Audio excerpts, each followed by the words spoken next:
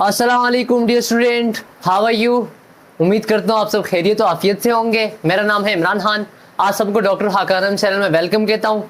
Dear student, आज हम organic chemistry के कुछ बेसिक्स जैसा कि एटम क्या होता है उसको डिस्कस करेंगे। आप बगैर एटम को जाने ऑर्गेनिक केमिस्ट्री को समझना इम्पॉसिबल है, क्योंकि जिस तरह मिसाल के तौर पे आपके पास ईंटें ही नहीं है और आप घर बनाने जा रहे हो, ये पॉसिबल नहीं होता है ना। सो दैट्स वाई एटम को समझना बहुत ज़रूरी है। चले बगैर वक्त जाए कि हम जल्दी से एटम को समझ लेते हैं। एटम किसको कहते हैं? एटम जो है, the word atom is derive from Greek word. Atom जो है ना, ये ग्रीक किसको बोलते हैं? यूनानी जुबान, ठीक है। क्योंकि यूनान के लोग जो थे बहुत मेहनती थे, बहुत ज़्यादा हार्ड वर्क करते थे, उन्होंने बहुत ज़्यादा डिस्कवरी की है। सो एटम क्या है? एक ग्रीक वर्ड किससे निकला है? एटोमोस से। एटोमोस, ठीक है, ATOMOS, एटोमोस से निकला है, जिसका मतलब होता है इनडिविजिबल। इनडिविजिबल, इनडिविजिबल का मतलब क्या है? नाकाबिले तकसीम, ना काबिले तकसीम, जिसको हम मजीद डिवाइड ना कर सके, जिसको हम मजीद ना तोड़ सके। Or can not be cut further, या जिसको मजीद काट ना सके उसको हम क्या कहते हैं? एटम कहते हैं। डियर स्टूडेंट, मैं आपको थोड़ी सी डिस्कवरी के हवाले से बताता चलूँ कि एटम को कैसे डिस्कवर किया गया। आज से 400 बिफोर क्रिस्ट, 400 BC पहले, हजरत ईसा अलैहिस्सलाम की पैदाइश से 400 साल पहले डिमोक्रेटिस एक शख्स था। उसने ये कहा कि मैटर जो है, मैटर किसको कहते हैं? हाँ प्यारे बच्चों, मैटर किसको कहते हैं? कोई भी चीज़ जो जगह घेरे और वजन रखे। हमारे जितनी भी चीज़ें ये क्या है? मैटर्स हैं। डिमोक्रेटिस ने ये कहा कि हमारे पास मैटर जो है, मैटर किससे बना हुआ है? डिमोक्रेटस, अच्छा, डिमोक्रेटस ने ये कहा कि जितना भी मैटर है ये किससे बना हुआ है? एटम से बना हुआ है। फिर उसके बाद 1808 के अंदर जॉन डाल्टन साहब आए थे। जॉन डाल्टन ये एक स्कूल टीचर थे। आई थिंक आपने ये चीज़ें फर्स्ट ईयर में पढ़ी भी होंगी। जॉन डाल्टन ने एक एक्सपेरिमेंट किया था और उसने बाकायदा प्रूफ दिया था। इसने आइडिया दिया था, लेकिन इसने एक्सपेरिमेंटल वर्क किया था। ये एक इंग्लिश टीचर, इसने ये कहा कि हमारे पास जितना का जितना मैटर है ये सारा किससे बना हुआ है? एटम से बना हुआ है। एटम क्या है? इनडिविजिबल है।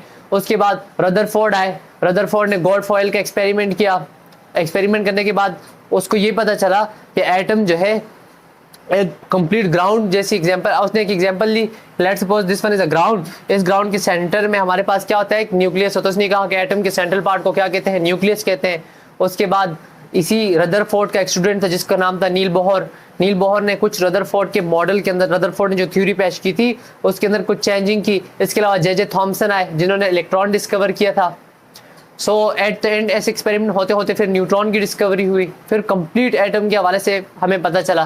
तो डियर स्टूडेंट, एटम क्या है? एक इनडिविजिबल पार्टिकल है। क्या है? Indivisible particle. मतलब क्या है? जिस तरह लेट्स सपोज मैं आपको एग्जांपल देता हूँ एक घर की। एक घर, आप एक एक दीवार को एक एक ब्लॉक को चले लेट्स सपोज हमारे पास एक घर है। घर के अंदर बहुत सारे रूम होते हैं, फिर हर एक रूम के अंदर दीवारें हैं। उनमें से किसी एक दीवार की अगर बात की जाए तो ये एक दीवार कैसे बन रही होती है? एक एक ईंट से मिलके बन रही होती है। सेम के जिस तरह घर के अंदर एक एक ईंट मिलके घर को बना रही होती है, इसी तरह हर एक चीज़ जो है इसको एक एक एटम आपस में मिलके क्या कर रहे होता है? हर एक चीज़ को बना रहा होता है। सो सबसे छोटा क्या है? एटम है। आप जिस भी लेट्स सपोज आपके पास ये एक पीस है, ठीक है, आप इसको दरमियान से डिवाइड करो, 2 पीस हो गए। अब इस वाले को डिवाइड करो, अब इस वाले को डिवाइड करो, अब इसको डिवाइड करो। इसको डिवाइड करते करते करते करते एक वक्त ऐसा आ जाएगा कि आपके पास इतना छोटा पार्टिकल आ जाएगा, इतना छोटा जर्रा आ जाएगा कि वो मजीद तकसीम नहीं होगा। वो जर्रा जो नाकाबिल तकसीम है उसको हम क्या कहते हैं? मैटर कहते हैं, एटम कहते हैं। बहरहाल आपको अभी डायरेक्ट अगर चीज़ें इतनी समझ नहीं आएंगी, आहिस्ता आहिस्ता जब आगे डिस्कस करें आपको समझ आती जाएंगी। डिफिनेशन क्या है? Atom is the smallest particle. Smallest सबसे छोटा पार्टिकल मतलब जर्रा ऑफ मैटर। किसका? मैटर का। विच इज इनडिविजिबल, जो कि हमारे पास क्या है? इनडिविजिबल है, जिसको हम मजीद तकसीम नहीं कर सकते। Can not B divided further by normal chemical method. आप इसको मजीद तकसीम नहीं कर सकते। आप कुछ भी कर लो, आप एटम को मजीद तकसीम नहीं कर सकते। जिस तरह मिसाल के तौर पे मैं आपसे कहता हूँ कि हमारे पास एक हाइड्रोजन का एटम है। किस चीज़ का? हाइड्रोजन का एटम है।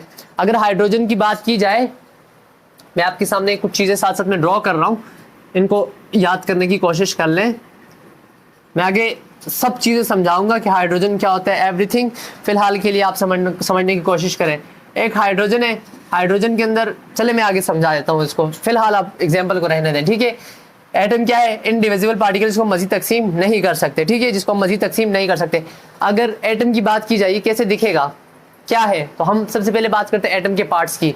हमने ये देखा एटम जो होता है, एटम के दो पार्ट्स होते हैं, एटम के दो पार्ट्स होते हैं, ठीक है, कैसे, एक सेंटर का और एक इर्द गिर्द का। सेंटर के पार्ट को कहते हैं न्यूक्लियस, सेंटर के पार्ट को क्या कहते हैं, न्यूक्लियस कहते हैं। न्यूक्लियस का क्या मतलब होता है, मरकजा, मरकजा, मरकज को ही बोलते हैं। इर्द गिर्द का जो है, न्यूक्लियस के इर्द गिर्द का जो एरिया, इसको हम क्या कहते हैं, ऑर्बिट, शेल या एनर्जी लेवल कहते हैं। ऑर्बिट किसको कहते हैं, मदार को, ऑर्बिट किसको कहते हैं, मदार को। सैयारे किसके गिर्द घूमते हैं, सैयारा तू तो बदला नहीं रे, सैयारे किसके, सैयारे जो होते हैं, सैयारे किसके गिर्द घूम रहे होते हैं, सूरज के गिर्द घूम रहे हैं ना। हर एक सैयारा अपने अपने मदार में, अपने अपने ऑर्बिट में क्या कर रहा है, सूरज के गिर्द घूम रहा है। सेम केस एटम के गिर्द, न्यूक्लियस के गिर्द भी कोई चीज घूम रही होती है। इस जगह को हम क्या कहते हैं, ऑर्बिट, शेल या एनर्जी लेवल कहते हैं। ये एनर्जी लेवल और शेल का क्या मतलब है, ये मैं आगे समझा देता हूँ, ठीक है। अच्छा, ये तो थे एटम के पार्ट्स। अब एटम के अंदर क्या क्या प्रेजेंट है, एटम के अंदर भी छोटे छोटे मजीद पार्टिकल होते हैं, सब एटॉमिक, सब बोलते हैं डिवाइड। एटम को अगर आप देख लो, एटम को अगर हम देख ले तो एटम के अंदर, एटम खुद भी एक पार्टिकल है, इस पार्टिकल के अंदर भी छोटे छोटे पार्टिकल पाए जाते हैं। कौन कौन से पार्टिकल है, वैसे तो 1000 ऑफ पार्टिकल प्रेजेंट है, लेकिन जो मेन पार्टिकल है वो 3 है। मेन पार्टिकल कितने, 3 है। कौन कौन से, proton, neutron and electron, proton, neutron और इलेक्ट्रॉन। अब अगर बात की जाए ये कैसे प्रेजेंट होते हैं, ये आ रहा है न्यूक्लियस, न्यूक्लियस के अंदर प्रेजेंट होता है प्रोटॉन, प्रोटॉन और न्यूट्रॉन, प्रोटॉन और न्यूट्रॉन। सो प्रोटॉन और न्यूट्रॉन कहाँ प्रेजेंट है, न्यूक्लियस में प्रेजेंट है। जबकि तीसरा पार्टिकल इलेक्ट्रॉन, ये इलेक्ट्रॉन जो होता है ये कहाँ प्रेजेंट होता है, शेल में प्रेजेंट होता है या ऑर्बिट में प्रेजेंट होता है और ऐसे घूमता रहता है। जिस तरह मैंने अभी बात की कि सैयारे कहाँ घूम रहे होते हैं, मदार में घूम रहे होते हैं। सो सेम केस इलेक्ट्रॉन भी कहाँ घूम रहा है, अपने मदार में घूम रहा होता है। सो ये एटम की क्या है, पार्टिकल्स है। अब मैं बात करता हूँ, हमने पूरे कायनात के अंदर देखा, पूरे कायनात के अंदर हमने ये देखा कि 118 मुख्तलिफ किस्म के एटम थे, 118 मुख्तलिफ किस्म के एटम थे। क्या मतलब इस बात का, मैंने देखा एक एटम है उसके अंदर एक प्रोटॉन है और एक ही इलेक्ट्रॉन है। दूसरा एटम मैंने देखा उसके अंदर 2 प्रोटॉन है, उसके अंदर इलेक्ट्रॉन कितने, 2 है। मैंने तीसरा एटम देखा उसके अंदर 3 प्रोटॉन है और 3 इलेक्ट्रॉन है, साथ में न्यूट्रॉन, न्यूट्रॉन का मैंने फिलहाल जिक्र नहीं किया।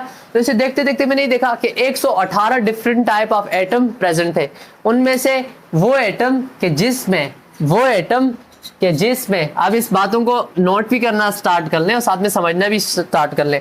मैंने एक एटम देखा कि ये उसका आया न्यूक्लियस और ये उसके आए ऑर्बिट, ठीक है। मैंने इस एटम के अंदर देखा कि सिर्फ और सिर्फ एक ही प्रोटॉन है। प्रोटॉन कहाँ पाया जाता है, न्यूक्लियस के अंदर, और उसमें एक ही इलेक्ट्रॉन था। न्यूक्लियस के अंदर एक प्रोटॉन और साथ में क्या है, एक इलेक्ट्रॉन।